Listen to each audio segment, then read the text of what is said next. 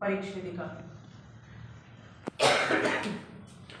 ये आपको आज पढ़ना है। पहले दो चीजें आपको इंट्रो के रूप में देखनी है, एक तो सॉइल फॉर्मेशन और दूसरा यहाँ पर क्या रहेगा, सॉइल प्रोफाइल। दो छोटे छोटे टॉपिक हैं, इनके कुछ नाम वगैरह सुने कि इससे पहले कि नहीं?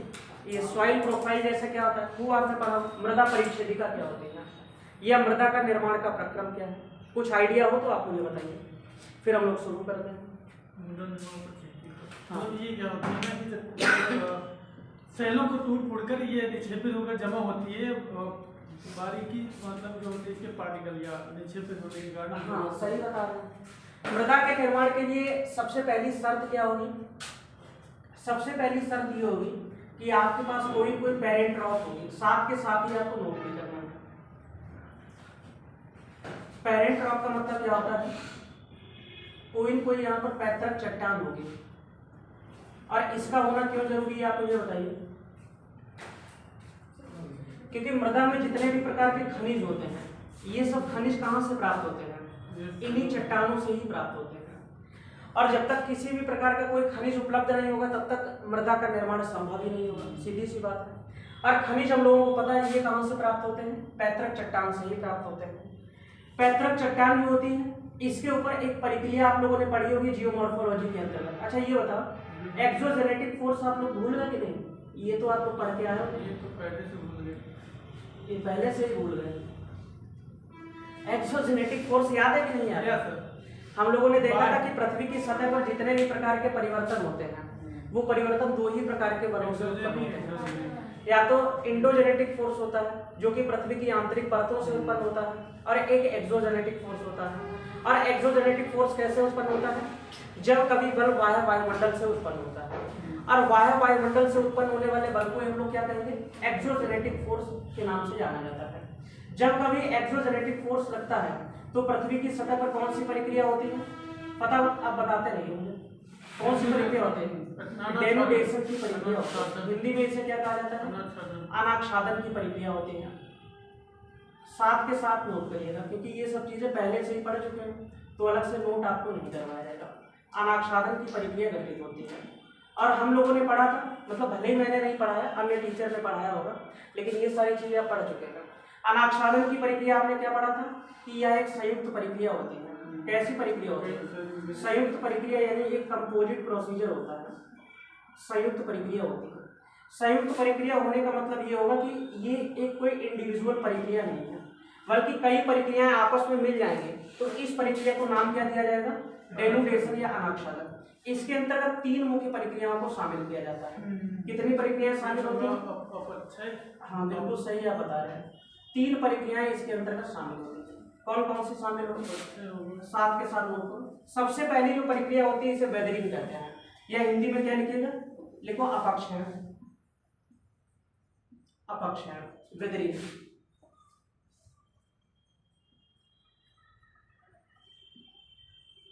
पहली प्रक्रिया यहाँ पर कौन सी होगी? वेदरिंग की प्रक्रिया होती है, यानी अपक्षयण। दूसरी प्रक्रिया का नाम क्या होता है? अपर्दन होता है, इरोजन कहा जाता है। बिल्कुल सही है, साथ के साथ ही लिखना है।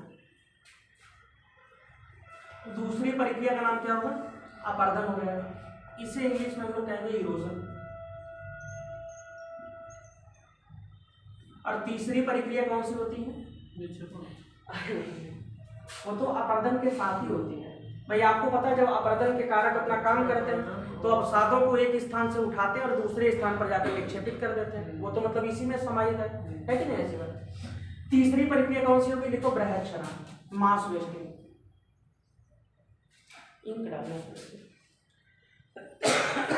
बृहद क्षरण लिख पाइएगा, पहले लिखो बृहद, फिर लिखिएगा क्षरण। बृहद, फिर उसके बाद लिखो क्षरण। नहीं यहाँ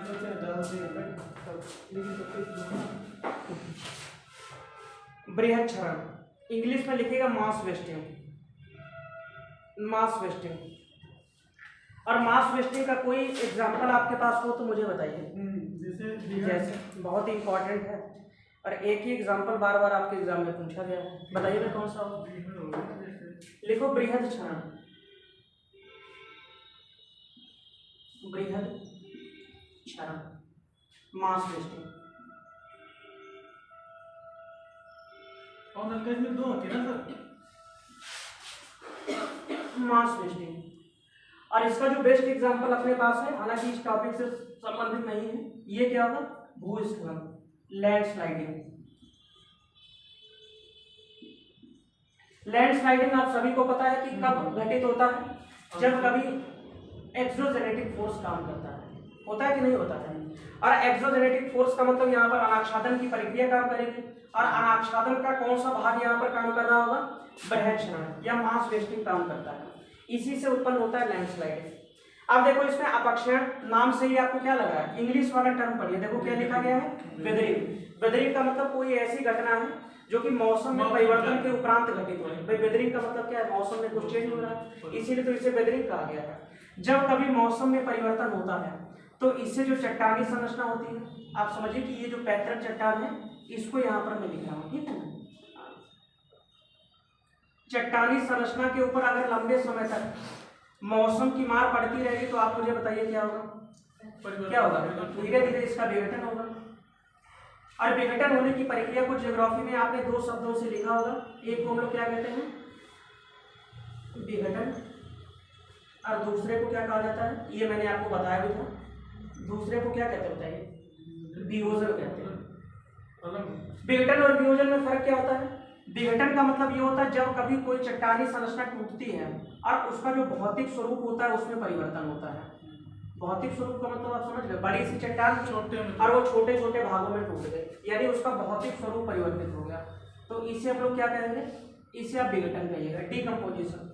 और दूसरा यहाँ पर क्या होता है, वियोजन। वियोजन क्या होता है, हम लोगों को पता है कि चट्टान जो होती है वो कई प्रकार के खनिज या तत्वों से मिलकर बनती है, और जब कभी लंबे समय तक इस प्रकार से मौसम की मार किसी चट्टान के ऊपर पड़ती रहती है तो ना सिर्फ उसके स्वरूप में परिवर्तन होता है बल्कि उसका जो केमिकल कंपोजिशन होता है उसमें भी परिवर्तन होता है। और अगर चट्टान के केमिकल कंपोजिशन में किसी भी प्रकार का कोई परिवर्तन होता है तो इसे हम लोग क्या कहते हैं, इसे वियोजन कहते हैं। रासायनिक संरचना में परिवर्तन,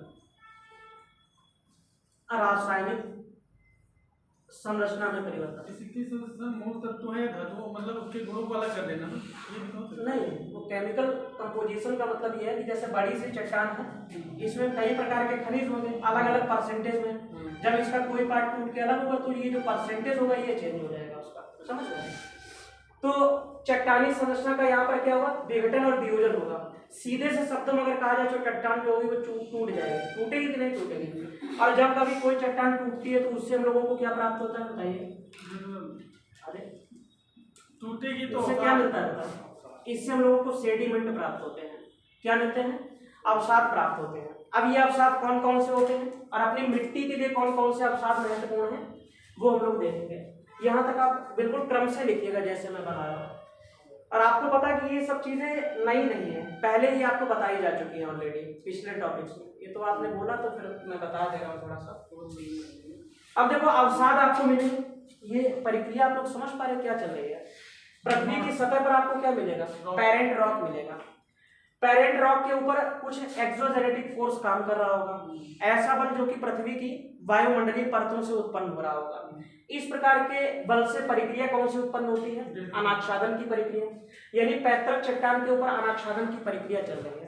अनाच्छादन की प्रक्रिया हम लोगों ने पढ़ा कि संयुक्त प्रक्रिया होती है, जिसका पहला पार्ट कौन सा होता है, अपक्षरण, यानी पेरेंट रॉक के ऊपर कौन सी प्रक्रिया काम कर रही है, अपक्षरण यानी वेदरिंग काम कर रही है। इससे फर्क क्या पड़ेगा, जो पेरेंट रॉक होगी वो टूट जाएगी और टूटने के बाद आपको क्या मिलेगा, अवसाद, क्योंकि मिट्टी के निर्माण की प्रक्रिया अवसादों के निर्माण से ही आरंभ होती है। भाई अवसाद नहीं होंगे तो मिट्टी कैसे बन पाएगी, सीधी सी बात है। अब आप देखो अवसाद कौन कौन से मिलते हैं, फटाफट लिखो अवसाद। अवसाद डिप्रेशन नहीं है, सेडिमेंट है, वो भी एक अवसाद होता है जिसे आप वैली फॉर्मेशन में पढ़ते हैं। अवसाद में सबसे पहले आपको क्या मिलेगा, चट्टान टूटेगी तो सबसे पहले क्या मिलता है, ये क्रम आपको ही मुझे बताना क्योंकि क्रम पूछा जा चुका है। पढ़े बैठे हो तो रिवाइज भी करो। जैसे बड़ी सी चट्टान टूटेगी तो सबसे पहले जो संरचना मिलेगी वो क्या होगी, बताया विशाल, क्या मिलता है, गोलार्ध, जिसे बॉल्डर कहा जाता है। सबसे पहले आपको क्या मिलेगा? गोलाश्म। अब आप सोच के ये बताइए, अगर गोलाश्म टूटता है फिर इससे छोटा अवसाद क्या मिलेगा? गोलाश्म टूटता है तो इससे छोटा क्या मिलेगा? छोटा गोला मिलेगा। ऐसे नहीं बोलना कि फिर और छोटा मिलेगा। गोलाश्म आप समझ गए, जैसे चट्टान बड़ी सी थी टूट गई, आपको गोल गोल इस प्रकार के बड़े बड़े पत्थर मिल गए। अब इन पत्थरों को तोड़िएगा तो क्या मिलेगा? अरे ग्रेवल मिलेगी, बजरी मिलेगी। वही तो बजरी होती है। पहले आपने नहीं देखा पुराने टाइम में रोड वगैरह बनती थी तो नीचे वाला जो लेयर रहता था उसमें बड़े बड़े गोल गोल पत्थर डाले जाते थे। आज की डेट में तो नहीं पड़ते, पहले फिर उसके ऊपर से मोटी मोटी बजरी बिछाई जाती थी। ऐसे तो होता था। गोलाश्म टूटता है तो क्या मिलता है? इससे आपको मिलेगी बजरी।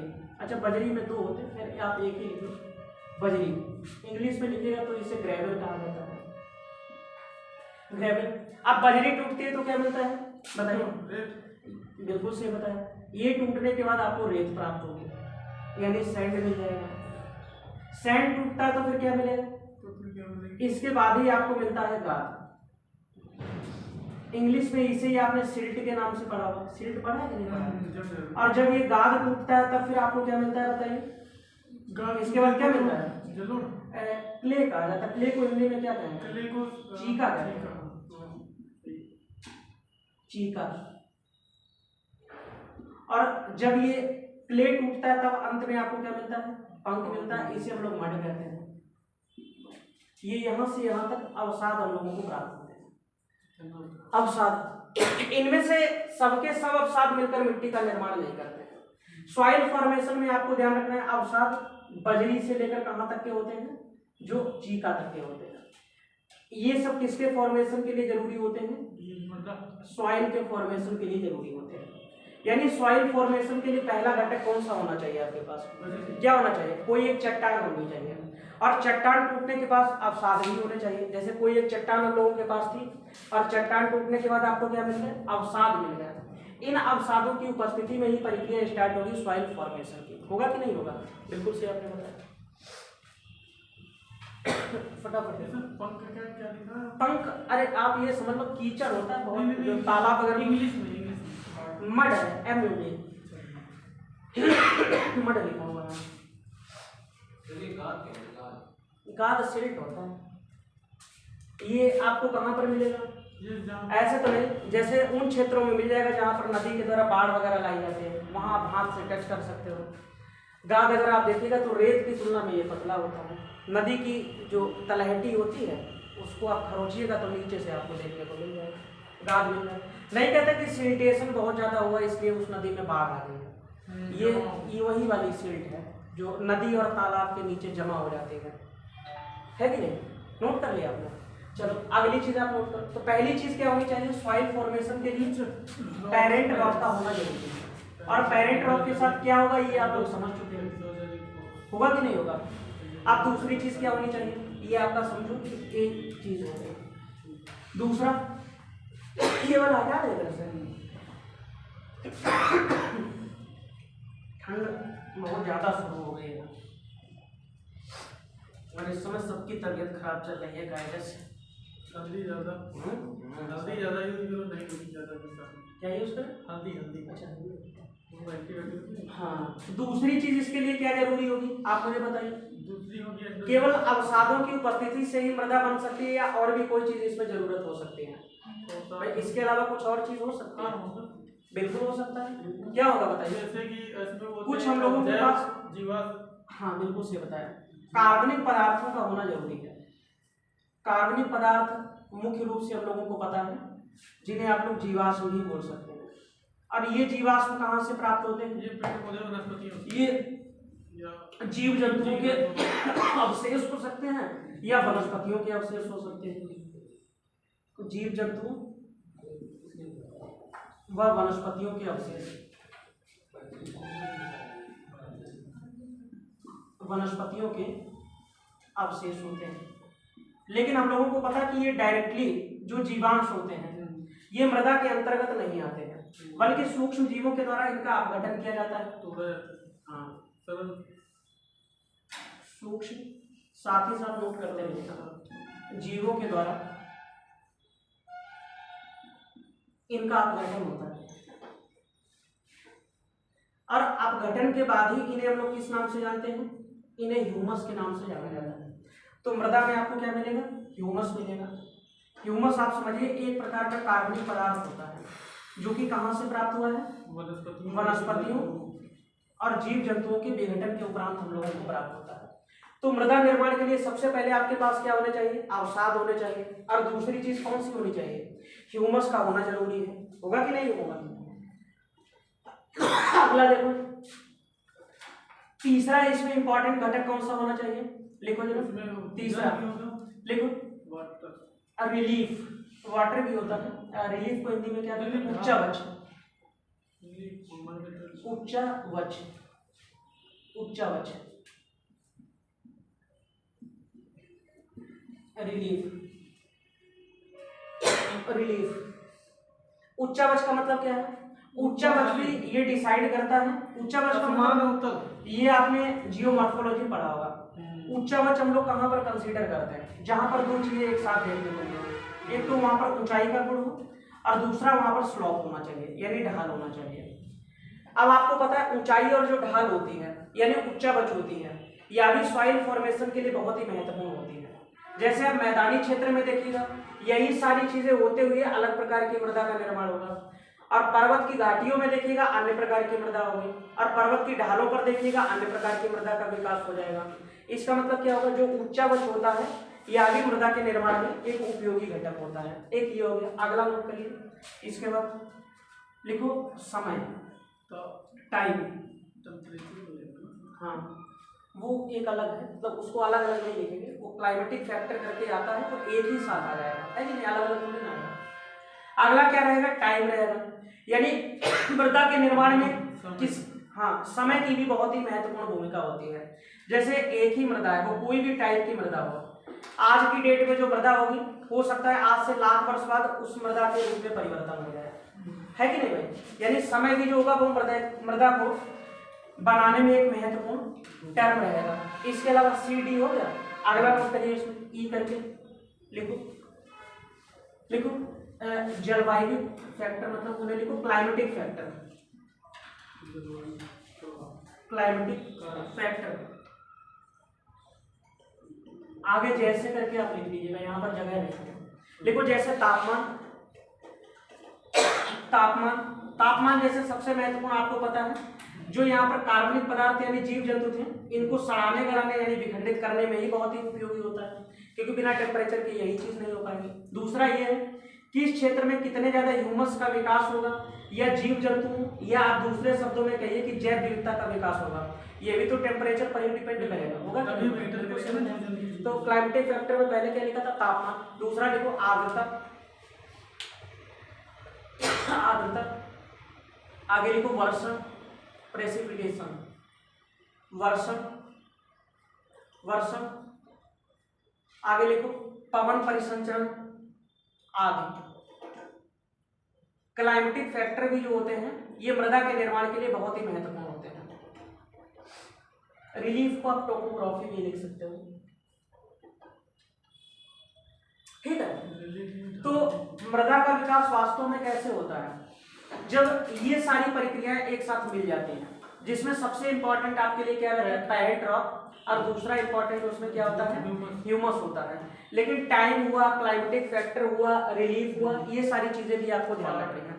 इन सबके समावेश से ही मृदा का निर्माण किसी भी क्षेत्र में संभव हो पाता है, ठीक। अब अगली चीज फटाफट लिखो। यहाँ पर सॉइल फॉर्मेशन के बाद क्या आपको बताया गया था? मृदा परीक्षणिका।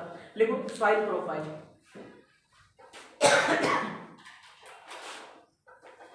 या हिंदी में जैसे नहीं हम लोग बोलते मृदा की अनुप्रस्थ काट, ऐसे करके किताब में कुछ नाम दिया रहता है। ये थोड़ा कठिन नहीं होगा? वो बहुत ज्यादा कठिन है, थोड़ा नहीं। सॉइल प्रोफाइल, सॉइल प्रोफाइल क्या होता है? जैसे अब देखो ऊपर वाली लेयर तो हम सभी को मृदा की दिखाई देती है, 3 लेयर, लेकिन आप समझिए कि अब जैसे कैसे बताया आपको, ऐसे तो नहीं समझ आएगा। जैसे ये ऊपर वाली लेयर हो गई, क्रस्ट हो गई, और मिट्टी का विस्तार हम लोगों को पता है कि लंबवत इस तरीके से है, सतह के अंदर की तरफ जाइएगा। आप क्या करो, कहीं पर एक गड्ढा जैसा खोद लो, इस तरीके से, इस तरीके से आप एक गड्ढा जैसा कहीं पर बना दो, तो आप देखिएगा हर थोड़ी दूर बाद आपको अलग प्रकार की लेयर देखने को मिल जाएगी। कैसे पहचानिएगा? उनके रंग से पहचान लीजिएगा। थोड़ी गहराई तक अलग प्रकार की आपको लेयर मिलेगी, फिर नीचे जाइएगा अलग प्रकार की लेयर मिलेगी। अलग अलग रंग से आप इजीली पहचान सकते हो। अलग अलग रंग होने के साथ ही साथ उनकी अलग अलग विशेषताएं भी होगी, ये भी आप समझ पा रहे हैं। तो इस प्रकार की जो यहाँ पर ये काट निकल के आती है, इसे हम लोग क्या कहते हैं, सॉइल प्रोफाइल कहते हैं। तो सॉइल प्रोफाइल के अंतर्गत आप समझिए मृदा की क्षैतिज नहीं बल्कि उसकी ऊर्ध्वाधर या लंबवत संरचना का अध्ययन किया जाता है। आप नोट करो क्या लिखा था हमने, सॉइल प्रोफाइल लिखो जरा। देखो इसके अंतर्गत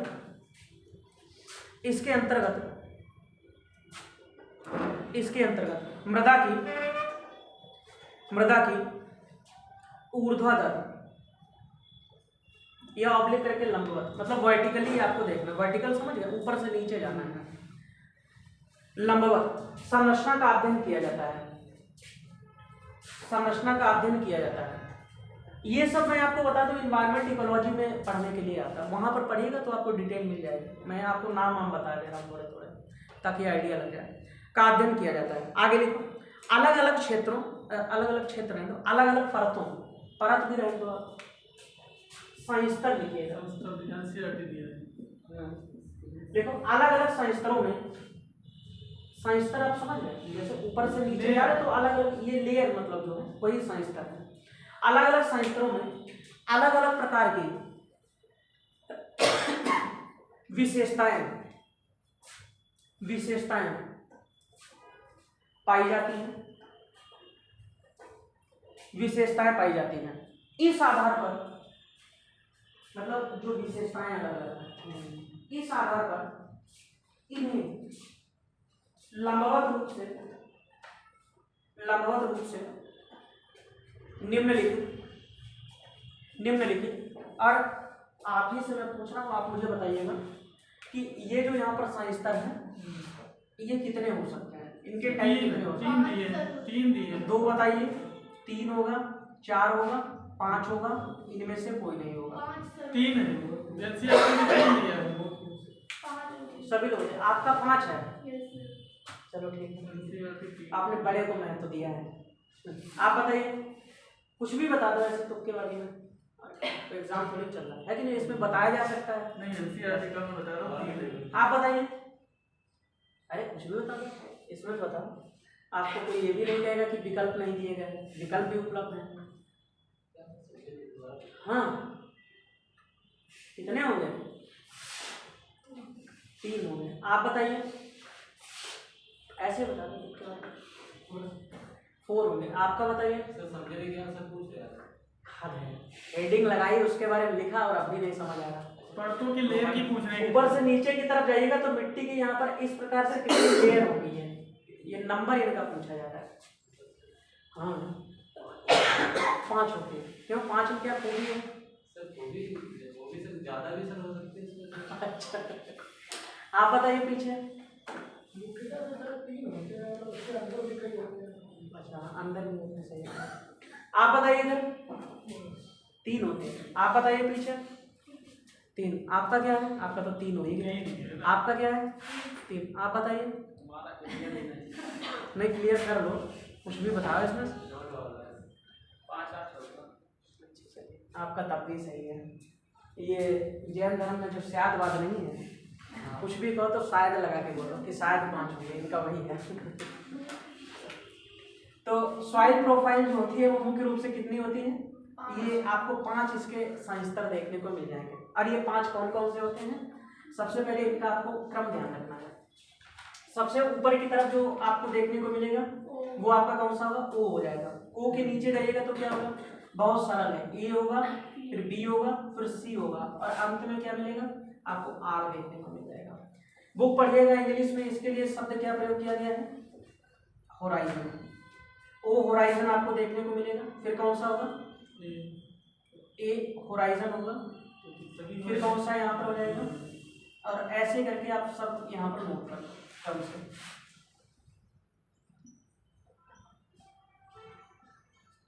और अंत में आपका क्या होगा? आर होराइजन हो जाएगा। देखो वैसे 5 होते हैं, कई किताबों में आपको 4 भी मिल सकते हैं, और ऐसा क्यों है वो अभी मैं आपको बता दूंगा। सबसे पहले आप ओ होराइजन के बारे में ऐसे सामने नोट करो, ज्यादा नोट नहीं करना है इसमें कुछ भी। किस चीज का दिया? आप देखो कोई चीज लेके बहस मत करो। बहस नहीं हम, क्योंकि वही तो पूछ रहे हैं ना जो मैं आपको बता रहा हूँ बस वही सही है, बस इतना आप मान लो। सबसे पहले यहाँ पर क्या होगा, ओ होराइजन हो जाएगा। ओ का मतलब यहाँ पर आप समझ लीजिए ऑर्गेनिक।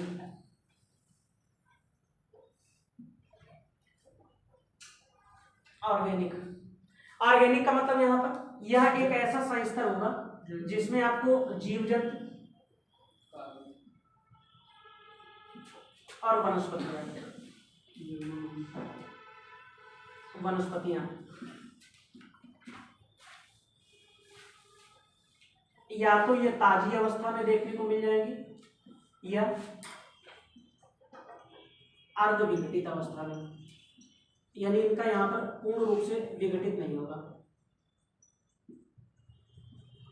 अर्ध विघटित अवस्था आप समझिए कि ये एक ऐसा साइंस स्तर है, जैसे आप समझिए कि जंगल में आप चले गए तो जंगल में सबसे ऊपर वाली लेयर क्या मृदा की मिलेगी, उसमें आप देखिएगा पत्तियां बिखरी रहेंगी और जीव जंतु के अवशेष ऊपर आपको बिखरे हुए दिखाई देंगे और ऐसी अवस्था में बिखरे होंगे कि आंखों से क्लियरली आप देख पाएंगे। ऐसा नहीं पत्तियां कहीं पर छुपी होंगी या वनस्पतियों के अवशेष कहीं छिपे होंगे तो क्लियरली आपको वहां पर विजिबल हो जाएगा। यानी वहां पर या तो किस अवस्था में होंगे, ताजी अवस्था में, फ्रेश अवस्था में मतलब टूट के गिर पड़े हैं, या अर्ध विघटित का मतलब ऐसे होंगे जो सड़ गल रहे होंगे या पूरी तरीके से आप कहिए सड़ गल अभी तक नहीं पाए हैं। इस अवस्था के अंतर्गत देखने को मिल जाएंगे। जैसे कई बुक्स आप पढ़िएगा उसमें बता गए कि वो लेयर जो होती है ये भी दो प्रकार की होती है, एक ओवन लेयर होता है, एक O2 लेयर होती है।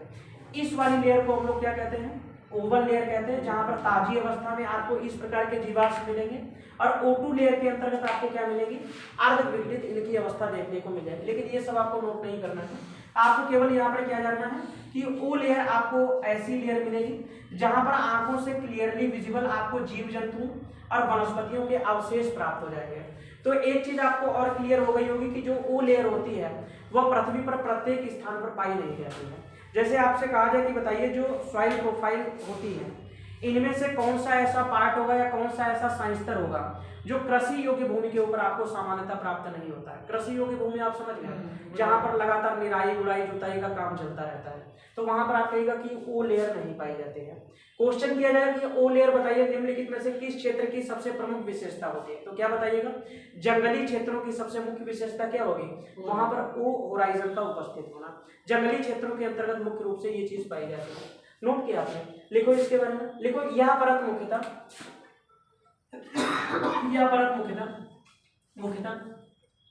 जंगली क्षेत्रों में पाई जाती है। जंगली क्षेत्रों में पाई जाती है जहां पर लंबे लंबे समय तक कोई जुताई बुराई, लंबे समय क्या मतलब वहां पर होती नहीं, कोई जाते नहीं, इस तरीके से जंगली क्षेत्रों में पाई जाती है। नोट कर लिया, आगे लिखो, कृषि योग्य भूमि पर, कृषि योग्य भूमि पर, कृषि योग्य भूमि पर इस परत का अभाव पाया जाता है। परत लिखो, साइंस्तर लिखो, जो भी हो, यहां पर आपको देखने को नहीं मिलेगी ये वाली परत। इस साइंस्तर का क्या पाया जाता है, अभाव पाया जाता है। अगली इंपॉर्टेंट परत आपके लिए कौन सी है, ए होराइजन, इसके बारे में नोट करो जरा, लिखो इसे टॉप सॉइल, ये शब्द आपको जरूर नोट करना है, टॉप सॉइल, टॉप का मतलब यहाँ पर सबसे ऊपरी है। जैसे आपको लग रहा होगा कि ओ सबसे ऊपरी है, लेकिन ओ सबसे ऊपरी नहीं है, क्योंकि ओ तो कुछ खास क्षेत्रों में ही देखने को मिलेगी। सामान्यतः जब लोग मृदा की बातचीत करते हैं तो कृषि योग्य भूमि पर ही चर्चा कर रहे होते हैं, और वहां पर सबसे ऊपर वाला लेयर कौन सा मिलेगा, ए होराइजन आपको देखने को मिल जाएगा। इसीलिए इसका नाम ही क्या है, देखो इसे टॉप सॉइल होराइजन या टॉप सॉइल साइंस्तर के नाम से जाना जाता है, साइंस्तर के नाम से जाना जाता है। लिखो, जिसमें सर्वाधिक मात्रा में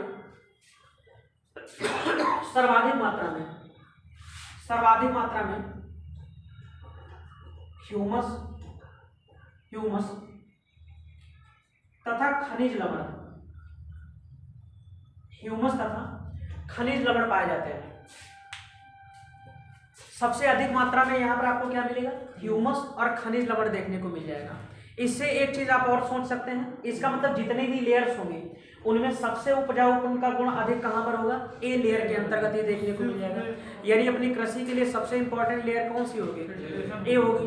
और सबसे इम्पॉर्टेंट होने का एक मतलब ये भी होगा कि जितने भी आपके फसलें वगैरह होंगी उनकी जड़ें कहाँ पर टिकेंगी, यहीं पर टिकेंगी, सीधी सी बात। तभी तो भाई अगर किसी की जड़ आप समझिए यहाँ यहाँ या यहाँ निकल आएगी और जड़ों के द्वारा ही कोई भी फसल पोषण प्राप्त करती है और इनमें इतना ज़्यादा पोषण है ही नहीं, तो आप समझ गए होंगे कि भाई ज़्यादा उपयोगी इनमें कौन सा स्थान हुआ, ए लेयर यहाँ पर ज़्यादा आपका उपयोगी हो जाएगा, क्योंकि जो आपकी जड़ें होती है वो यहीं पर रहती हैं और यहीं से सबसे ज़्यादा पोषण प्राप्त करते हैं।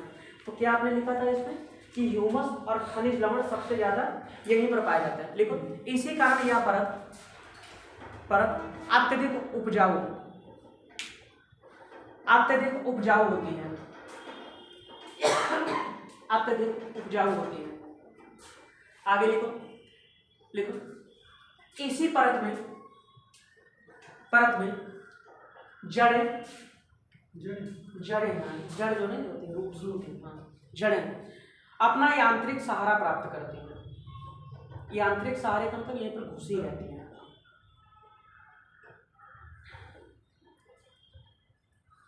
आगे लिखो, इसमें ए लेयर के अंतर्गत इसमें 3 उप संस्तर पाए जाते हैं, 3 उप संस्तर पाए जाते हैं।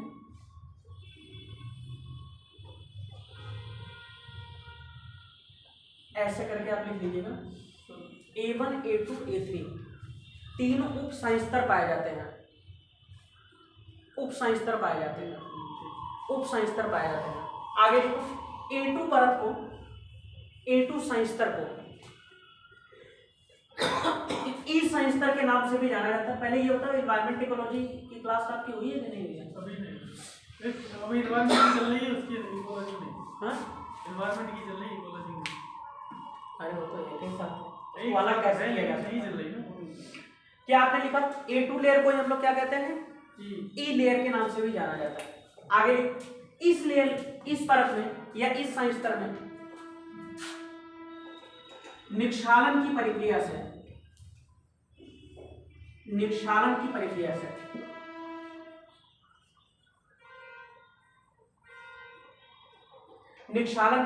से लिखो, खनिज लवण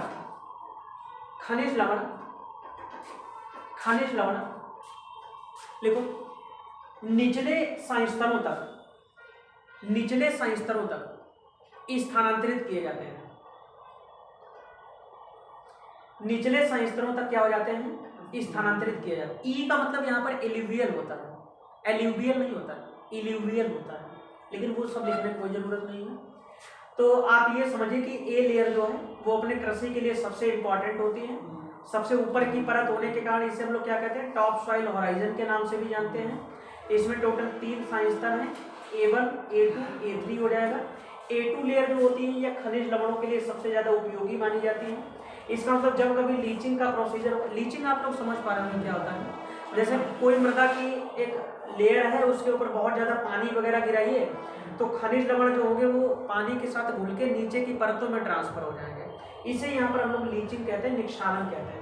इससे एक आपकी मिट्टी भी बनती है जिसे हम लोग निक्षालित मृदा कहते हैं। अभी एक मृदा आएगी लैटेराइट सॉइल, वो आप देखिएगा इसी वाली प्रक्रिया से बनती है।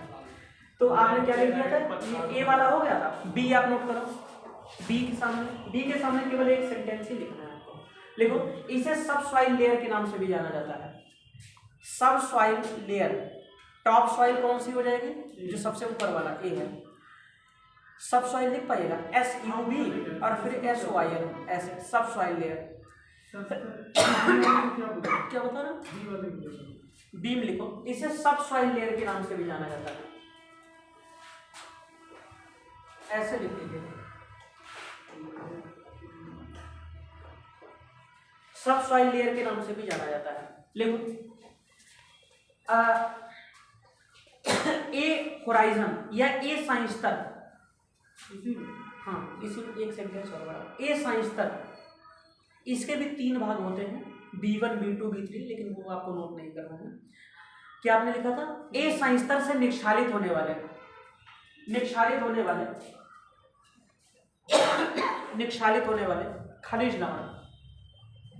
खनिज लवण इसी परत या इसी संस्तर में आकर जमा हो जाते हैं। आकर जमा हो जाते हैं। आगे लिखो, इसमें ह्यूमस का अभाव पाया जाता है, ह्यूमस का अभाव पाया जाता है। अगला सी होराइजन में एक सेंटेंस नोट करो। सी होराइजन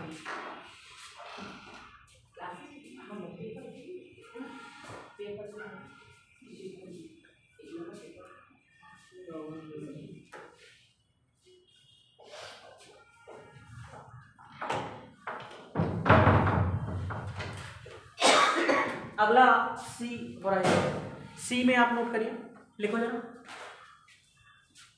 लिखो।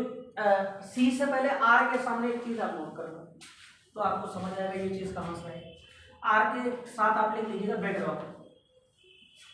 बेड रॉक, बेड आप लोग जानते हैं, बिस्तर वाला बेड होता है। बेड रॉक का मतलब जो मूल या पैतृक चट्टान होती है वो सबसे नीचे रहती है, इसी का विघटन वियोजन होता है, फिर इसके अवसाद इसके ऊपर इकट्ठा हो जाते हैं।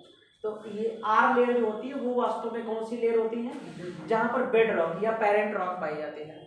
अब ये जो यहाँ पर बेड रॉक वाला रीजन है या आर होराइजन है, इसमें जो भी आपको चट्टान मिलेगी, इसी की जब टूट फूट होगी और अवसाद बनेंगे, वो अवसादी कहाँ पर इकट्ठा होते हैं, वो सी होराइजन के अंतर्गत इकट्ठा हो जाते हैं। यानी वास्तव में मृदा निर्माण की प्रक्रिया कहाँ से स्टार्ट होती है, सी होराइजन से स्टार्ट होती है।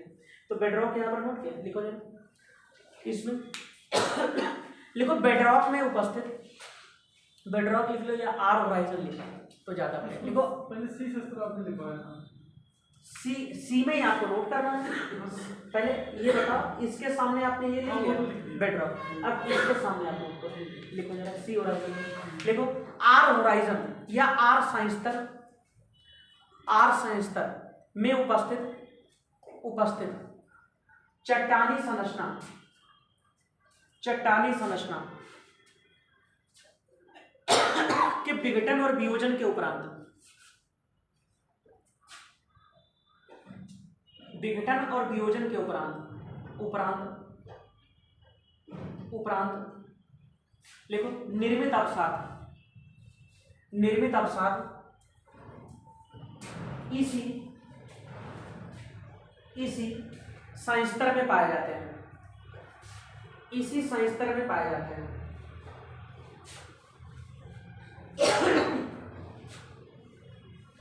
इसी संस्तर में पाए जाते हैं।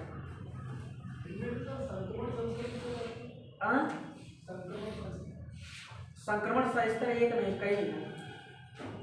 संक्रमण का मतलब ऐसे संस्तर जहां पर दो परतें आकर मिल रही होंगी, जैसे जो O2 यहाँ पर नीचे की तरफ रहेगा वो आपका कैसा होगा, संक्रमण संस्तर हो जाएगा। जैसे मैंने बताया था कि O1 और O2 जो ऊपर वाली लेयर होती है, जो कि हर जगह नहीं पाई जाती है, लेकिन आप समझिए कहीं पर अगर पाई जाती है तो ये वाला जो लेयर होगा ये कैसा होगा, ये ट्रांजिशनल वाला हो जाएगा। जैसे इसके नीचे आपको क्या मिलेगा, A1 मिलेगा और A2 मिलेगा और A3 मिलेगा, ये यहाँ पर क्या होगा, ये संक्रमण संस्तर हो जाएगा। जैसे यहाँ पर फिर उसके बाद क्या मिलेगा, B1 मिलेगा, B2 मिलेगा, B3 मिलेगा, ये क्या हो जाएगा, संक्रमण संस्तर हो जाएगा।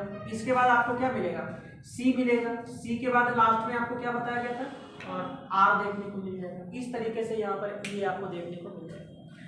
अब आप जो एक चीज अच्छा और नोट कर लो, लिखो मृदा अभिक्रिया ऐसे करके हेडिंग लगाओ। एक तीसरी चीज और आप देखो, पहले आपने क्या देखा था, सॉइल फॉर्मेशन, फिर क्या था सॉइल प्रोफाइल। सॉइल प्रोफाइल का मतलब ऊपर से नीचे जाइएगा तब परतें कैसे मिलेंगे।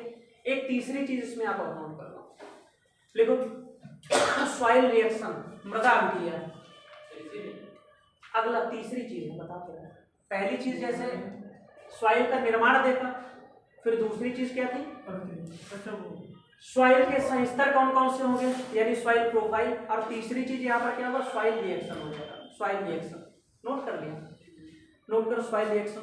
लिखो हिंदी में मृदा अभिक्रिया, मृदा अभिक्रिया लिखो। मृदा अभिक्रिया, मृदा अभिक्रिया कोई बताएगा कि मृदा के कौन से गुणों पर डिपेंड करता है। उसमें उनके जो धातु है या उनमें मिनरल पाए जाते हैं उसके आधार पर। निर्भर करेगी कि उसमें अभिक्रिया कैसी होगी। हाँ, इनका भी योगदान होता है। रासायनिक लिखो जरा, मृदा अभिक्रिया मुख्यतः मृदा के अम्लीय तथा क्षारीय गुणों पर निर्भर करती है। और आपको पता है अम्लीयता क्षारीयता जो होती है ये उपजाऊपन को भी निर्धारित करती है। सिलिका में मात्रा पर निर्भर करेगी। नोट कर लिया आपने?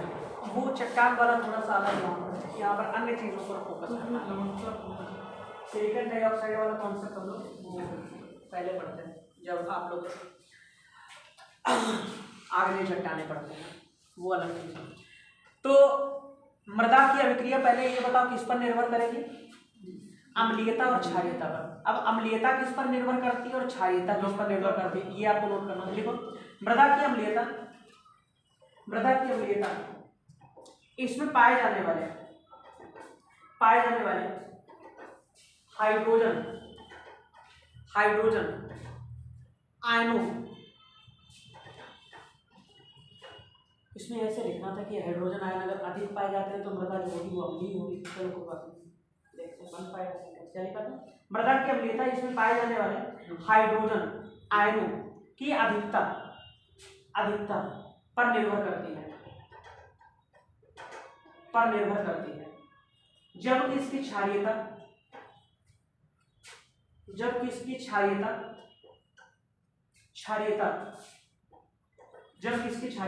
मृदा में पाए जाने वाले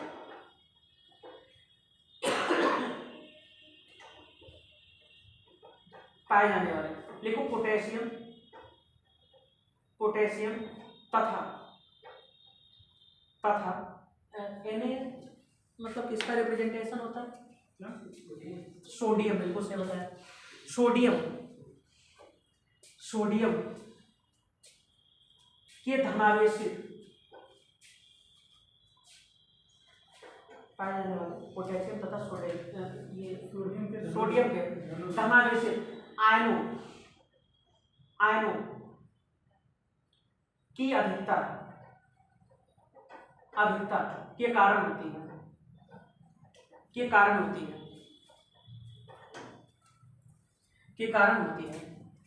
आगे लिखो,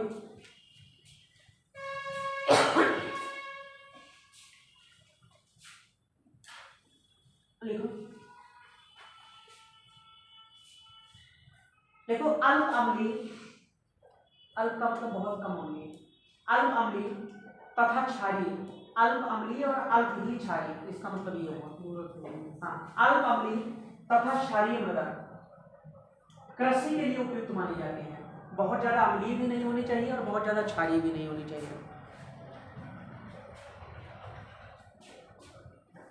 मानी जाती है। आगे देखो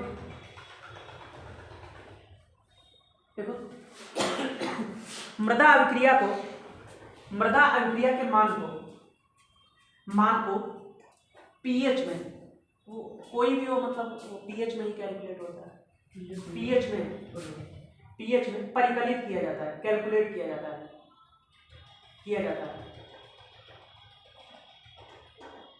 है।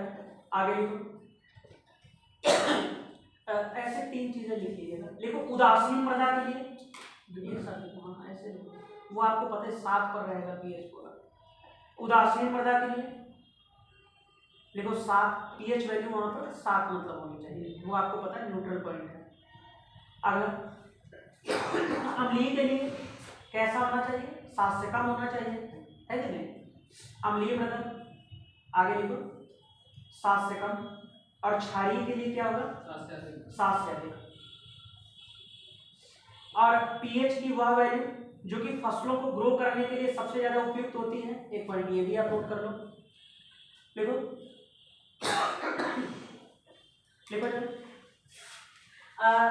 आदर्श मृदा के लिए, आदर्श मृदा मतलब जो कृषि के लिए सबसे ठीक ठाक मानी जाती है। आदर्श मृदा के लिए पीएच का परास मतलब रेंज क्या होनी चाहिए उसकी? पीएच की रेंज लिख लो, ये ज्यादा सरल पड़ेगा। रेंज कितनी होनी चाहिए? देखो 6 से 7.5 तक होनी चाहिए।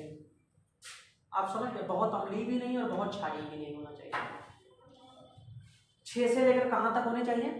7.5 तक होनी चाहिए। तो ये मृदा के 3 महत्वपूर्ण गुण आपने समझे। कौन कौन से मैंने आपको बता दिए? एक तो सॉइल फॉर्मेशन वाला हम लोगों ने देख लिया, और फिर आपको क्या बताया गया था? सॉइल की प्रोफाइल आपकी कंप्लीट हो गई है, और फिर उसके बाद मैंने आपको क्या बता दिया था? Soil reaction. ये 3 चीजें हो गई। ये तो भाई आपने एडिशनल जो है कंप्लीट कर लिया। अब जो टॉपिक है वो आप हेडिंग लगाओ, लिखो जो मतलब आज शेड्यूल में क्या लिख के आया था, लिखो भारत में पाई जाने वाली प्रमुख मृदाएं एवं उनकी विशेषताएं, ऐसे करके कुछ उसमें दिया गया है विशेषताएं। और ये टॉपिक आपको पता है कि मैक्सिमम जो है इंफॉर्मेटिव टाइप का है। इंफॉर्मेटिव का मतलब आप समझ रहे हैं कि इसमें आपको जानकारी लेनी है। सर भारत में पाई जाने वाली मृदाएं, हाँ, एवं उनकी प्रमुख विशेषताएं, यही ऐसा करके आपका उसमें लिख के आया है। कहाँ पाई जाती है, उनकी विशेषता क्या? मृदा मतलब है कौन कौन सी, इसमें 2-3 चीजें देखनी है। एक तो भारत के कौन कौन से क्षेत्र में विस्तारित है, और अगर उनके निर्माण का कोई विशेष प्रक्रम है तो वो देखना है। और इसके अलावा कौन सी मृदा जो होगी उनकी इंडिविजुअल अगर कुछ और विशेषताएं हैं वो आप देख लीजिए।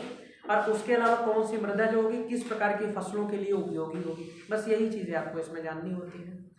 तो लिखो जरा, लिखो। हाँ बिल्कुल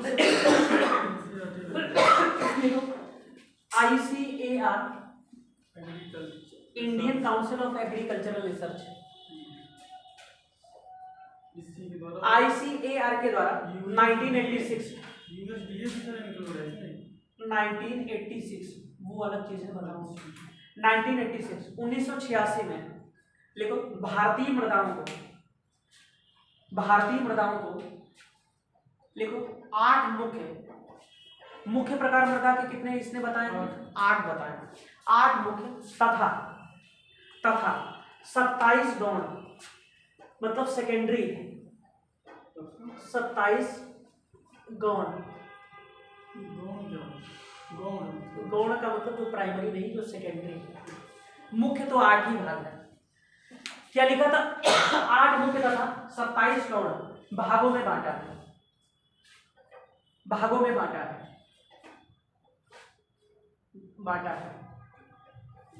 27 से मतलब यहाँ पर नहीं है, आपको 8 मुख्य भाग जो है वो कंप्लीट कर देना है। देखो जिनका विवरण इस प्रकार है।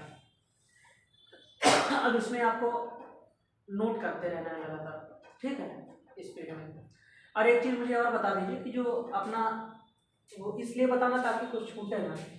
भारत का जो नहीं हम लोग अपना फिजिकल ज्योग्राफी में टॉपिक कंप्लीट कर रहे थे, उसमें कौन कौन से टॉपिक कंप्लीट हो गए मुझे ये बता दो, क्योंकि जो छूटे हैं उन्हें हम लोग यहाँ पर अब कंप्लीट कर लेंगे। उसमें कौन कौन सा कंप्लीट हुआ है? एक तो पर्वतीय क्षेत्र पूरा आपका कंप्लीट हो गया था, पूरे भारत का। ड्यूटी भी करा दिया था। पठार वाला पूरा कंप्लीट हो गया था। मैदान का टॉपिक आपका कंप्लीट हो गया था, मैदान वाला हो गया था। इसके अलावा आप मुझे ये बताओ, एक टॉपिक अभी मेरे हिसाब से आपका बचा हुआ है घाट वाला, पश्चिमी पूर्वी घाट, ये नहीं हुआ है? नहीं सर, करवाया हो गया? हाँ वो सर अच्छा, ठीक है, ये भी कंप्लीट हो गया है। और द्वीप का टॉपिक ये भी कंप्लीट हो गया, ठीक है। नदी का टॉपिक बताइए। नदी का टॉपिक चल रहा है, चलो ये ठीक है, ये भी कंप्लीट हो गया है। इसके अलावा आप मुझे ये बताओ कि भारत में खनिज पेटियां या खनिज वितरण नहीं, ये नहीं हुआ। नहीं हुआ। और इसके साथ साथ इंडस्ट्री, ये टॉपिक अभी नहीं हुआ है। नहीं हुआ। चलो ठीक है। और परिवहन वगैरह ये भी नहीं हुआ। ट्रांसपोर्टेशन ये एक टॉपिक बचा हुआ है। ये बहुत, ये 2 टॉपिक आपके जो हैं, एक टॉपिक ये, एक टॉपिक ये 2 टॉपिक। चलो अच्छा, जिनका विवरण आपने क्या लिखा है इस प्रकार है। सबसे बड़े क्षेत्र में भारत में कौन सी मृदा पाई जाती है, वो आप सभी लोग जानते हैं। जब लोग मैदानों का अध्ययन कर रहे थे वहां पर आपको बताया भी गया था कौन सी मृदा भारत में सबसे बड़े क्षेत्र पर पाई जाती है, जलोढ़ मृदा पाई जाती है। बिल्कुल से आपने बताया। तो 15 लाख वर्ग किलोमीटर लगभग हाँ लगभग बिल्कुल सही है। हाँ बिल्कुल सही है, लगभग 44% के आसपास यही मिट्टी पाई जाती है। क्या लिखा आपने, पहली हेडिंग लगा, लिखो जलोढ़ मृदा। जलोढ़ जलोढ़ मृदा, एलुवियल साइट। सर पहले 8 तो लिखवा दीजिए। अरे करो जलोढ़ मृदा लिखो, इसकी क्या क्या विशेषताएं हैं नोट करो। देखो यह मृदा भारत के सबसे बड़े क्षेत्र में विस्तृत है। इसकी जितनी विशेषताएं वो सब आपको पता है, सबसे बड़े क्षेत्र में विस्तृत है। लिखो यह लगभग 15 लाख वर्ग किलोमीटर, लगभग 15 लाख वर्ग किलोमीटर, ब्रैकेट लिखो 43.4% टोटल एरिया का, और ब्रैकेट बंद कर दीजिएगा। क्या लिखा था, वर्ग किलोमीटर क्षेत्रफल, और आगे ब्रैकेट लिख दिया, ब्रैकेट बंद कर दो, पर विस्तृत है। आगे लिखो इस मृदा का निर्माण, वो हम लोगों को पता ही कैसे होता है भाई, नदियों के द्वारा जो अवसाद होकर लाया जाता है उसे इकट्ठा कर दिया जाता है और उसी के परिणाम स्वरूप इस मिट्टी का निर्माण होता है कि नहीं होता है। तो आप ये भी समझ पाएंगे ये मिट्टी मुख्य रूप से कहाँ पर पाई जाती है, पंजाब से आसाम तक नदी और घाटियों के अंतर्गत पाई जाती है। जहाँ जहाँ किसी भी नदी की आपको वैली मिल जाएगी वहां पर ये मृदा भी देखने को मिल जाएगी, होगा कि नहीं होगा। आगे देखो इस नदी का विस्तार मुख्यतः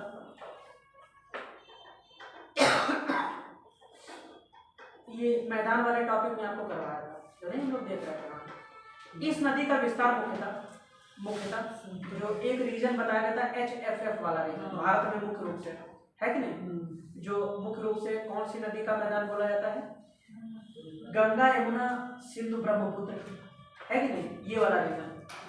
क्या लिखा था आपने, इस नदी का विस्तार मुख्य रूप से नदी घाटियों में पाया जाता है। आगे लिखो इसका विस्तार मुख्यतः पंजाब से असम तक, यही HFF का रीजन था, याद आ रहा है कि नहीं। पंजाब से असम तक, कौमा नर्मदा ताप्ती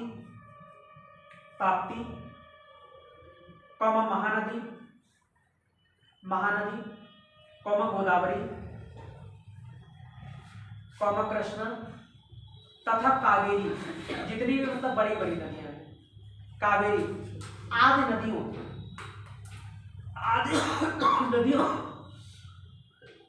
की घाटियों में है।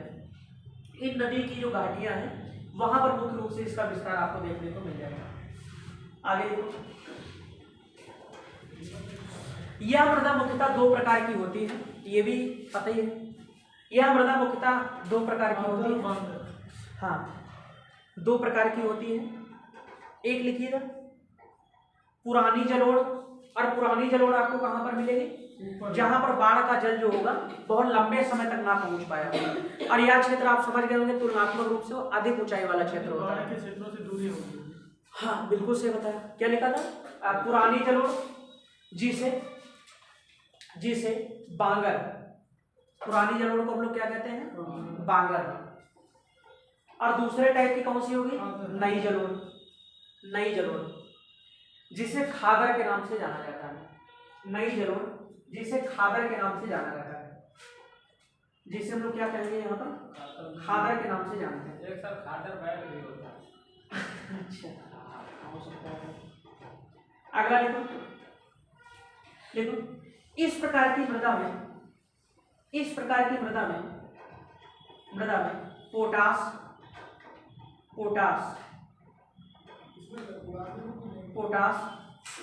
फास्फोरस, ये मतलब ओवरऑल हम लोग नोट कर रहे हैं, ठीक है। जलोढ़ में कमी होगी। हाँ जलोढ़ में लिखो कमी नहीं होती है, लिखो पोटास कमा फास्फोरिक एसिड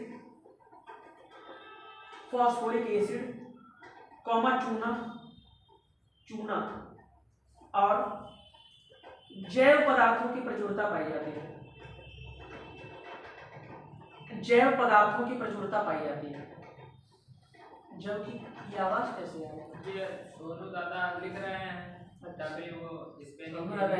हम लाए क्लास में ये हाईली में पता है जिसमें भी ये सभी ऐसे हैं ऊंचा खाली। तो दूसरी पे बैठ जाओ इतनी तमाम है जहाँ बैठ थोड़ा आप इंजन इधर चला जब इधर बैठे थे ना तो नहीं ठीक है ये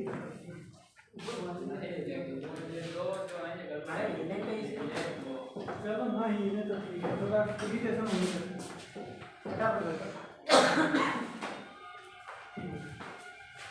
प्रचुरता पाई जाती है। देखो जब नाइट्रोजन नाइट्रोजन तथा ह्यूमस ह्यूमस नाइट्रोजन तथा ह्यूमस की कमी होती है। ह्यूमस की कमी होती है। जैव पदार्थ अधिक पाया जाता है। हाँ जैव पदार्थ अधिक पाया जाता है लेकिन वो फ्रेश होता है, ताजा होता है। ह्यूमस के लिए मैंने आपको बताया था कि वो डिकम्पोज होके, समझ रहे हो? मतलब कहीं पर जैव पदार्थ पाया जा रहा है ये जरूरी नहीं कि वहां पर ह्यूमस ही हो, ये कोई जरूरी थोड़ी ना है। वो अलग की बात है कि ह्यूमस बनता जैव पदार्थ के रिटर्न से ही है। आगे लिखो कौन सी फसलों के लिए महत्वपूर्ण है। लिखो यह मृदा धान गेहूं गन्ना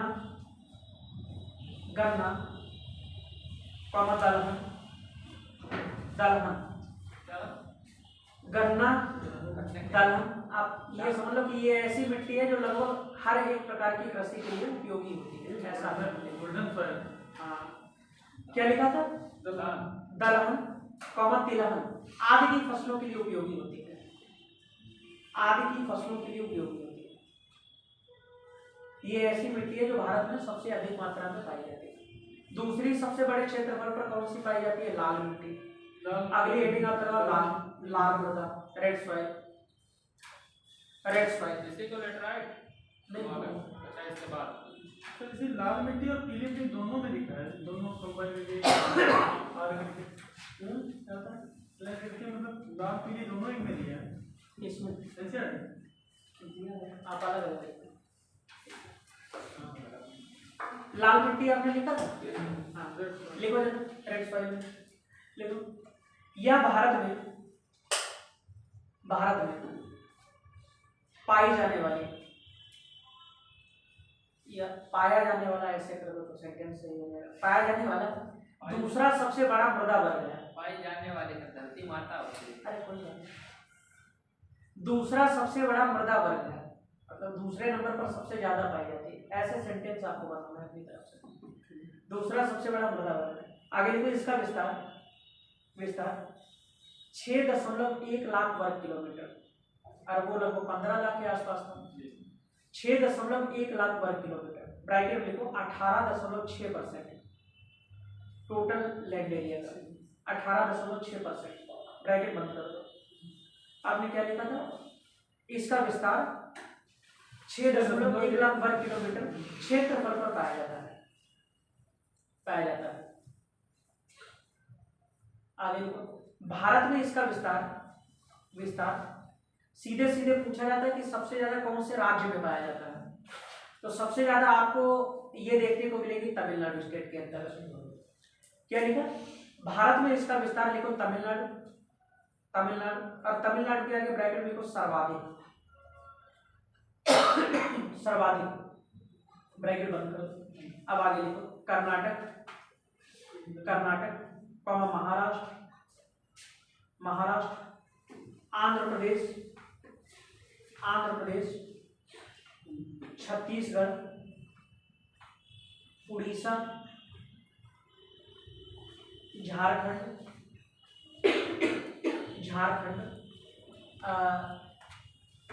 उत्तर प्रदेश का दक्षिणी भाग, लिखो कॉमन लगा। उत्तर प्रदेश का दक्षिणी भाग, मतलब जो नहीं बुंदेलखंड वाला है, उत्तर प्रदेश का दक्षिणी भाग, तथा राजस्थान के कुछ क्षेत्रों में विस्तारित है। राजस्थान के कुछ क्षेत्रों में विस्तारित है। अगला पॉइंट नोट करो, लेकिन ये पठारों वालों में मुझे याद है कि जब पठार हम लोग पढ़ रहे थे वहां पर नोट करवाया था कि कौन सी चट्टानी संरचना विखंडित होती है। देखो इसका विकास ग्रेनाइट, आपको याद है ग्रेनाइट और नीस जब टूटती है तो उससे लाल मिट्टी का निर्माण होता है। ये पॉइंट आप नोट कर लीजिए। देखो इसका विकास ग्रेनाइट तथा नीस, ये नीस क्या है? ये एक प्रकार की कायांतरित चट्टान है। ग्रेनाइट चट्टान जब कभी रूपांतरित होती है तो नीस में भी तब्दील हो जाती है। क्या लिखा था? ग्रेनाइट तथा नीस चट्टानों के विखंडन से बनती है, इसका लाल रंग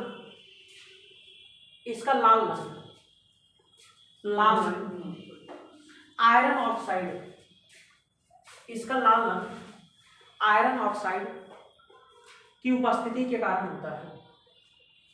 इसका लाल रंग क्यों होता है? क्योंकि इसमें आयरन ऑक्साइड बड़े पैमाने पर पाया जाता है, उपस्थिति के कारण होता है। आगे नोट करो। देखो इस मिट्टी में लोहा,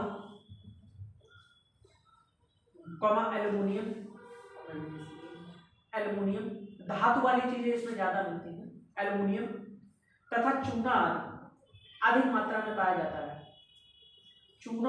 अधिक मात्रा में पाया जाता है। देखो ये मिट्टी का टॉपिक सरल भी है कठिन भी है, क्योंकि आपको याद ही करना है। इसमें इंफॉर्मेटिव टाइप का टॉपिक है, वो पहले ही आपको बता दिया था, तो 2-4 बार घर जाके पढ़िएगा।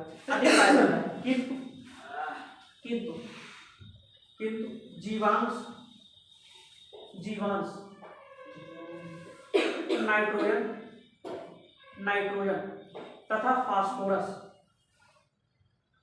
खनिज तत्व मतलब कम रहते हैं, नाइट्रोजन तथा फास्फोरस आदि की कमी होती है। कौन सी फसलों के लिए उपयोगी है? लेकिन सिंचाई के द्वारा, अगर मतलब वहां पर सिंचाई की व्यवस्था उपलब्ध करवा दी जाए, लेकिन सिंचाई के द्वारा इस मिट्टी में तंबाकू, बाजरा, दलहन तथा गेहूं आदि की कृषि की जा सकती है। अगला फटाफट आप नोट करो, काली मिट्टी। ये इसके बारे में जो भी चीजें हैं वो आपको पहले से ही पता है, लेकिन इसे स्थानीय रूप से रेगुर,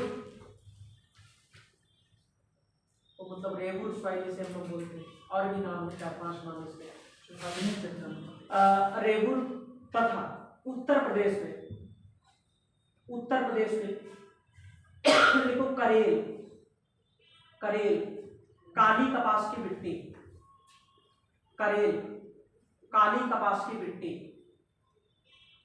और अगला मोस्ट इम्पोर्टेंट है करेवा, वो आपको बता चुके हैं।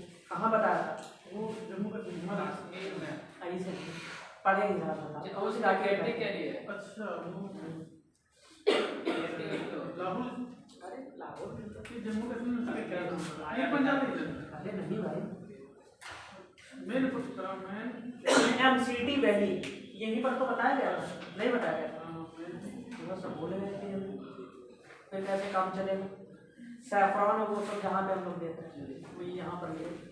MCT की घाटी घर जाके पढ़िएगा, बताया था। क्या लिखा? काली कपास की मिट्टी और अंतरराष्ट्रीय रूप से उष्ण कटिबंधीय चेरमोजम के नाम से जाना जाता है। और अंतरराष्ट्रीय स्तर पर इसका क्या नाम है? अंतरराष्ट्रीय रूप से उष्ण कटिबंधीय चेरमोजम के नाम से जाना जाता है। चेरमोजम के नाम से जाना जाता है। आगे भारत में इसका विस्तार लगभग 5.46 5.46 लाख वर्ग किलोमीटर। ब्रैकेट लिखो 16.6%। ब्रैकेट बंद कर दो। हाँ लिखो 5.46 लाख वर्ग किलोमीटर। ब्रैकेट लिखो 16.6%। ब्रैकेट बंद करने के बाद लिखो 5.46 है। हाँ लाख वर्ग किलोमीटर आ रही। और परसेंटेज में वैल्यू कितनी बताई गई? 16.60%। क्षेत्रफल पर विस्तारित है। ब्रैकेट बंद करने के बाद आगे लिखो, यह भारत का तीसरा सबसे बड़ा मृदा वर्ग है। सबसे अधिक क्षेत्रफल पर आपको जलोढ़ मिलेगा, दूसरे पर क्या है लाल, और तीसरे पर क्या मिलेगी काली मिट्टी मिलेगी। बिल्कुल सही आपने बताया। अगला, इनका सर्वाधिक विस्तार बताइए कौन से क्षेत्र में? ये भी आपको कपास वाले अगर आपको याद हो बिल्कुल सही बताया। दक्कन क्षेत्र को 3 भागों में बांटा गया था, और दक्कन क्षेत्र के जो 3 भाग थे उसमें से उत्तरी भाग का नाम क्या था? दक्कन ट्रैप। और दक्कन ट्रैप का विस्तार कहाँ पर था? महाराष्ट्र। और बताया गया था इसका सर्वाधिक विस्तार कहाँ पर है? महाराष्ट्र के अंतर्गत ही होगा। मध्य प्रदेश में बिल्कुल सही बताया, बहुत लिखो भारत में इसका सर्वाधिक विस्तार लिखो महाराष्ट्र, पश्चिमी मध्य प्रदेश, गुजरात, राजस्थान, आंध्र प्रदेश के बाद कर्नाटक, मलनाडु वाला हिस्सा हटाने के बाद याद आया कि नहीं? कर्नाटक, आंध्र प्रदेश के बाद लिखो कर्नाटक, आंध्रा पठार हो गया आंध्र प्रदेश का मतलब। अगला लिखो कर्नाटक के बाद कॉमा लगा के लिखो तमिलनाडु तथा उत्तर प्रदेश के क्षेत्र में है,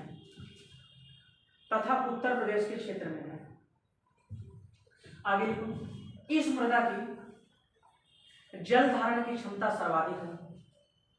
ये सब विशेषता पहले पूछी जाती थी, अब ये सब कुछ नहीं पूछा जाता। इस मृदा की जल धारण की क्षमता सर्वाधिक है।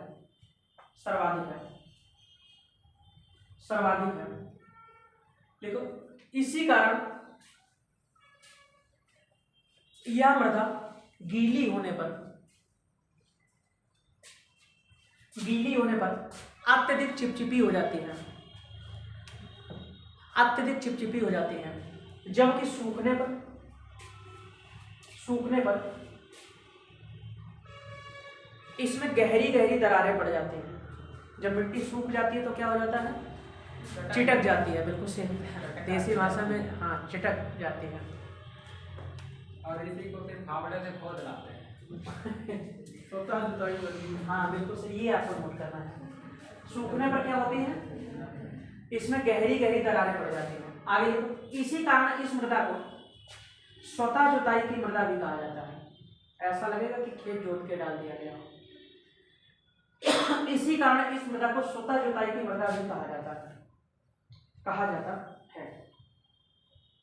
अगला नोट करो, देखो इसमें तो खनिज कौन से होते हैं और क्या नहीं होता है। देखो इसमें लोहा, चूना, कॉमा लगा लिखते हैं, कैल्शियम, कॉमा पोटास। इस मृदा में देखो लोहा, चूना, कैल्शियम, पोटास, एल्युमिनियम तथा मैग्नीशियम आदि तत्व पाए जाते हैं।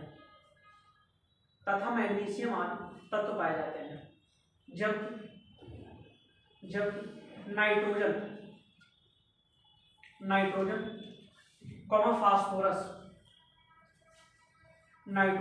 फास्फोरस तथा जैविक पदार्थ की कमी होती है।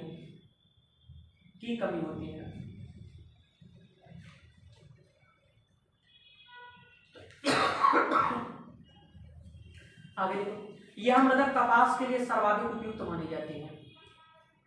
इसीलिए मतलब इसे वो भी कहा जाता है, कहते हैं कि कपासी मिट्टी, ऐसे करके एक नाम और निकल आता है। कपास के लिए सबसे अधिक उपयुक्त मानी जाती है। कपास के लिए सबसे अधिक उपयुक्त मानी जाती है। अन्य फसलें लिख लो, इसमें कौन कौन सी होती है? लिखो तूर, खट्टे फल, तूर की दाम है। हाँ लिखो खट्टे फल, चना, सोयाबीन, तिलहन, दलहन, सब लिख लो इसमें। गन्ना भी होता है, खूब बढ़िया, गन्ना भी लिख लो। गन्ना तो सर महाराष्ट्र में नहीं होता ना। अगला लेटराइट मिट्टी, लेटराइट पठारी रीजन के कारण लेटराइट मिट्टी, लेटराइट मिट्टी ये भी आपको पता है काफी महत्वपूर्ण है। और लेटराइट मिट्टी आपको कहाँ पर देखने को मिलेगी? अभी थोड़ी देर पहले देखो बता दें, तो देखो वहाँ पर क्या लिखा गया, निक्षालन की प्रक्रिया जहाँ पर होगी। और निक्षालन की प्रक्रिया जहाँ पर होगी कहाँ पर ज्यादा होगी? जहाँ पर वर्षा वगैरह बहुत ज्यादा फ्लो में होती रहती है, मतलब जल जहाँ पर बहुत ज्यादा बहेगा। और ऐसी कंडीशन आपको कहाँ पर मिलेगी? ढाल वाले क्षेत्रों में कंडीशन मिल जाएगी। इसीलिए आप देखिएगा पर्वतीय क्षेत्रों में मुख्य मिट्टी कौन सी मिलेगी? पर्वत की ढालों पर कौन सी मिलती है? लेटराइट मिट्टी पाई जाती है। या भारत के ऐसे क्षेत्र जहाँ पर वर्षा बड़े पैमाने पर होती है वहीं पर लीचिंग का प्रोसीजर, जैसे वेस्टर्न घाट इन्होंने बताया, बिल्कुल से आपने बताया, मेघालय का पठार जैसे हो गया, इन क्षेत्रों के अंतर्गत यही सारी कंडीशन बनती है। तो नोट करो इसमें लेटराइट लिखा। लेकिन इसका विस्तार 1.26 लाख वर्ग किलोमीटर। और एक चीज यहाँ पर ये आप ध्यान रखिएगा, किसी का भी ये वर्ग किलोमीटर में एरिया या परसेंटेज आपको याद नहीं रखना है। ये केवल इसलिए लिखवा रहा हूँ ताकि आप कंपेयर कर पाए। जैसे 4 मिट्टियां दे दी हैं और कहा गया कि इन्हें घटते या बढ़ते क्रम में क्षेत्रफल के आधार पर अरेंज करके बता दीजिए। ये इसलिए केवल कंपेयर करने के लिए लिखवाया गया। आपके एग्जाम में ऐसा कभी फैक्ट नहीं पूछा जाता। अरे अब 100-200 क्वेश्चन में अगर एक आध ऐसा क्वेश्चन आता है, उसके लिए आप मुझे बताइए ऐसे कितने डाटा पढ़िए। फिर तो हर चीज में ऊंचाई नीचाई गहराई ये सब मान भी हो गया। दर्रा जो पूछा था आपने किया था, दर्रा जो पूछे थे इसकी आई। अरे क्वेश्चन आप देखो कितना बवाली, वो कोई नहीं कर, वो कोई करेगा ही नहीं। सैकड़ों दर्रे इंपॉर्टेंट है, ऐसा सबकी ऊंचाई नीचाई थोड़ी ना मतलब आप बता सकते हो। कौन पढ़ेगा? वो मतलब इनसे कोई ट्रेंड थोड़ी ना पकड़ा जाएगा। वो तो कुछ क्वेश्चन ऐसे रहते हैं। हाँ अगर आपको पता है आप कर दो वो अलग की बात है, लेकिन ऐसा नहीं कि फिर कल से सबका एक तरफ से रखना शुरू कर दिया। जब तो कब पढ़ाई हो चुकी है, करी नहीं करी तो ये आपको नहीं। और वैसे भी प्रीलिम्स में टॉप थोड़ी ना करना होता है कि 1-2 छूट जाए उससे कोई फर्क पड़ेगा। चेक कोई नहीं किया है लेकिन निकल जाएगा। नहीं चेकअप करेंगे नहीं, अब रिजल्ट आने वाला है, आराम से लोग वेट करो बढ़िया। चलो क्या लिखा था आपने? इसका विस्तार। हाँ इसका विस्तार लिखो 1.26 लाख वर्ग किलोमीटर। 1.26 लाख वर्ग किलोमीटर ब्रैकेट में लिखो 3.7% कर दो, ब्रैकेट मत कर दो। क्षेत्रफल पर है, क्षेत्रफल पर है। आगे जरा देखो, देखो इसका सर्वाधिक विस्तार लिखो केरल। केरल का मतलब आप समझ गए कौन सा भाग होगा? दक्षिणी सह्याद्री का भाग होगा, मतलब पश्चिमी घाट का दक्षिण वाला भाग, बिल्कुल सही, जहाँ से मानसूनी प्रवेश कर रहे हैं। केरल को महाराष्ट्र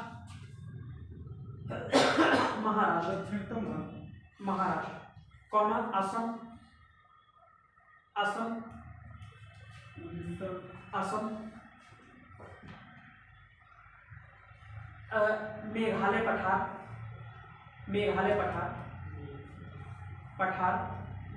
मेघालय पठार या पहाड़ी को सेम चीज है। आपको बताया था ना कि वो पर्वत का भी एग्जाम्पल है, पठार का भी एग्जाम्पल है और मैदान का भी एग्जाम्पल है। तीनों की विशेषताएं वहां पर पाई जाती है। ये हम लोग पहले पढ़ चुके हैं। आदि क्षेत्रों में विस्तृत है, भारत में किन क्षेत्रों के अंतर्गत पाई जाती है? आगे देखो, इस मिट्टी का स्वरूप ईंट जैसा होता है, ये लिखना जरूरी है। आप आइडिया लगा पाइएगा कि देखने में हल्का पीला टाइप का आपको दिखाई देगा, उसमें डालने के लिए ईंट जैसा होता है। आगे लिखो, यह मिट्टियां मुख्यतः उष्ण कटिबंधीय जलवायु में पाई जाती है। ये एक तरीके का कारण हो गया। प्रभाव तो आपको पता है कि अधिक वर्षा वाला क्षेत्र उष्णकटिबंधीय जलवायु के अंतर्गत पाए जाते हैं। यह सर्वाधिक निक्षालित मृदा है। यह सर्वाधिक निक्षालित का मतलब सबसे ज्यादा आप समझ लो धुली हुई, आप समझ लो ऐसा कि जिसमें खनिज लवण सब धुल के नीचे की तरफ बैठ गए हैं। यह सबसे ज्यादा निक्षालित मृदा है। आगे लिखो जरा। इसमें इसमें इसमें लौह तथा एल्युमिनियम आदि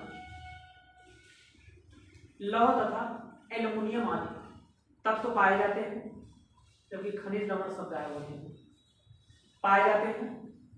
जबकि नाइट्रोजन, पोटास, चूना तथा जैविक पदार्थों का अभाव होता है। क्या होता है? अभाव होता है। भारत का भूगोल थोड़ा है भी बोरिंग टाइप का, वर्ल्ड वाला है, मतलब थोड़ा इंटरेस्टिंग है। फिजिकल जियोग्राफी में क्या उसमें कुछ याद नहीं करना होता है, रटने वाला उसमें कुछ, इसलिए जो है वो बहुत ही ज़्यादा ईजी होता है। पढ़ो तो अपने आप नींद आने लगती है। अब ये क्या है कि सूचनाएं इसमें बहुत ज़्यादा होती है। आगे अगला देखो, यह मृदा कौन सी फसलों के लिए उपयोगी है? यह मृदा चाय इसलिए देखिएगा, जो चाय के खेत है मुख्य रूप से पर्वतीय ढालों पर मुख्य रूप से बनाए गए हैं। चाय, कहवा मतलब कॉफी, कहवा, रबर उष्णकटिबंधीय है, सिंकोना बनाई जाती है। हाँ, मलेरिया वाले तथा काजू आदि। एक शब्द में अगर आपको लिखना तो आप ऐसे लिख सकते हैं कि जो बागानी फसलें होती हैं उनके लिए बहुत उपयोगी होती है, ठीक है ना। तथा काजू आदि की फसलों के लिए उपयोगी होती है। हाँ, फसलों के लिए उपयोगी होती है। अगला मरुस्थलीय मिट्टियां। अगला है मरुस्थली, छोटा छोटा है, इसमें कुछ है। मरुस्थलीय मिट्टियां, मरुस्थली मिट्टी नाम से लग रहा था मरुस्थलीय प्रदेश में है। और लिखो जरा, इसका विस्तार 1.42 लाख वर्ग किलोमीटर क्षेत्रफल पर, 1.42 लाख वर्ग किलोमीटर क्षेत्रफल पर मुख्यतः राजस्थान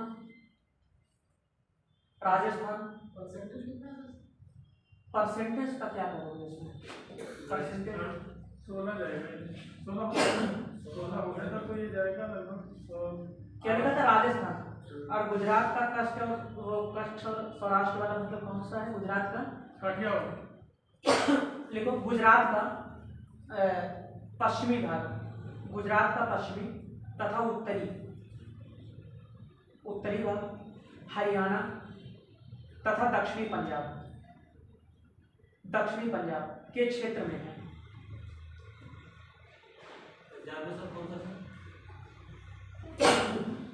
पंजाब का इसके अंतर्गत क्षेत्र आएगा पश्चिमी भाग।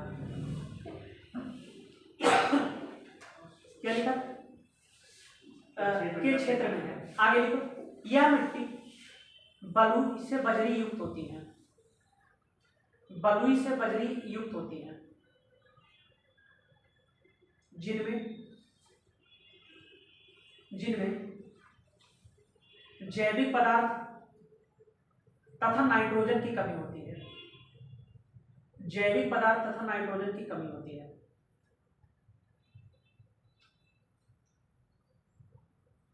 है। आगे देखो, इसमें कैल्शियम,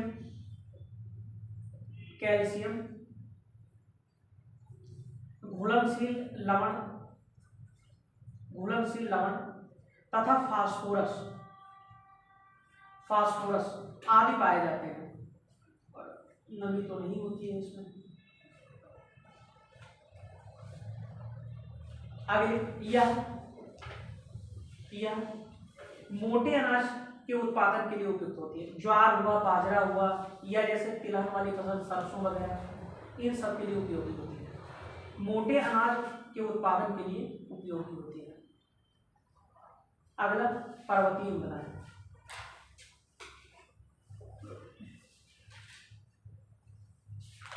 पर्वतीय मृदा है, पर्वतीय मृदा, लेकिन इन्हें वनीय मृदा के नाम से भी जाना जाता है। वनों की मृदा, इन्हें वनीय मृदा के नाम से भी जाना जाता है। वनीय मृदा के नाम से भी जाना जाता है। इसका विस्तार लगभग 2.85 लाख वर्ग किलोमीटर क्षेत्रफल पर है। विस्तार लगभग 2.85 लाख वर्ग किलोमीटर क्षेत्रफल पर है। आगे देखो, इनका विस्तार मुख्यतः कश्मीर से लेकर अरुणाचल प्रदेश, कश्मीर से अरुणाचल प्रदेश के पर्वतीय क्षेत्रों में है, के पर्वतीय क्षेत्रों में है। बस वही 2 पॉइंट देखो क्या पाया जाता है। देखो, इसमें पोटास, चूना तथा फास्फोरस का अभाव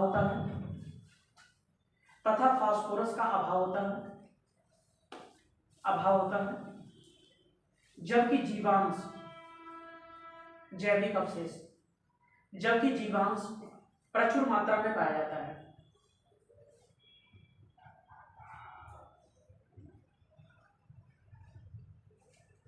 देखो, यह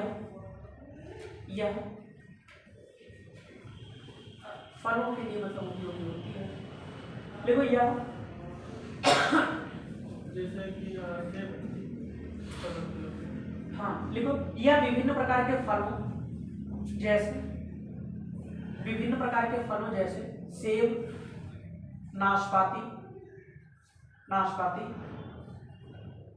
आदि के उत्पादन के लिए उपयोगी है।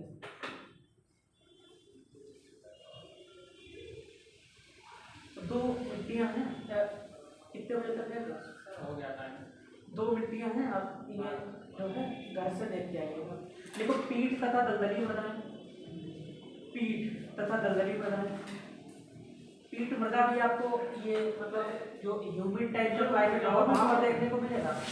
और दलदली आप समझ गए होंगे कि ये मुख्य रूप से जल भराव वाली जहाँ कंडीशन होगी, या जितने भी भारत में मैंग्रोव रीजन है वो इसके अंतर्गत आते हैं। नोट कर लिया। और लास्ट वाली आपकी मृदा कौन सी हो जाएगी? आखिरी मृदा आप नोट करो, लवणीय तथा क्षारीय मृदा। लवणीय तथा क्षारीय मृदा है। 7th approximation of soil classification CSIR, और ये तो लेटेस्ट वर्गीकरण हो गया।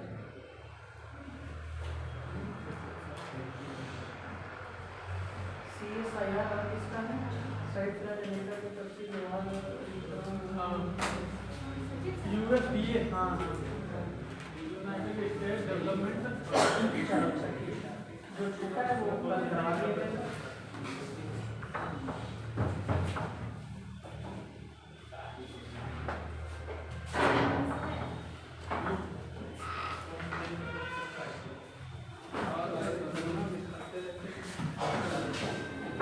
Good afternoon. पढ़ने के मूड में हो कि पानी में पियोगे पहले? जाओ जल्दी करके आओ, जाओ जल्दी करके। मैं समझ रहा था तुम्हारी भावना। हाँ जाओ पानी में पी के आओ। आज सर्दी बहुत है यार, बहुत ज़्यादा सर्दी। लिखाते रहते हैं हाथ। मैं भी लिखा हूँ मुझे सर की स्पीड थोड़ी ज़्यादा रहती है। अच्छा।